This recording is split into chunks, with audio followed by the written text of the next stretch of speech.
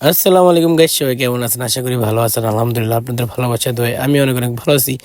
আজকে যাইতেছি আমি আর আমার ভাগিনা চান্দিনা বাস স্টেশনে। চান্দিনা বাস স্টেশন নাকি ভাঙচুর হয়ে গেছে, তো এই জন্য আমি আমার ভাগিনা তো সাথে আছে আমাদের আবু কালাম ভাই। আবু কালাম ভাইয়ের গাড়ি নিয়ে চলে যাচ্ছি আমরা চান্দিনা বাস স্টেশন। তো এই চান্দিনা বাস স্টেশন যাওয়ার আগে দেখি আমাদের মোকামবাড়ি বাউন্ডারি ও গেটের কাজ শুরু করে দিয়েছে। আমাদের মোকামবাড়ি এখন যে বাউন্ডারি গেট হবে ইনশাল্লাহ অনেক সুন্দর হবে। অবশেষে চলে আসলাম ইসলামী ব্যাংকের কাছে, যেহেতু জ্যাম তো আমরা ইসলামী ব্যাংকের কাছেই নেমে গেলাম আবু কালাম ভাইয়ের গাড়ি থেকে। তো হাঁটতে হাঁটতে যাইতেছি। এখন আমাদের চান্দিনা বাজারে অনেক জ্যাম লেগে থাকে। আসলে এই জ্যামটা লাগার মেন উদ্দেশ্য হলো অনেকে রাস্তার ভিতরে দোকানপাট নিয়ে বসে থাকে, আবার অনেকে গাড়ি পার্কিং করে দোকানে বসে থাকে, চা খায়।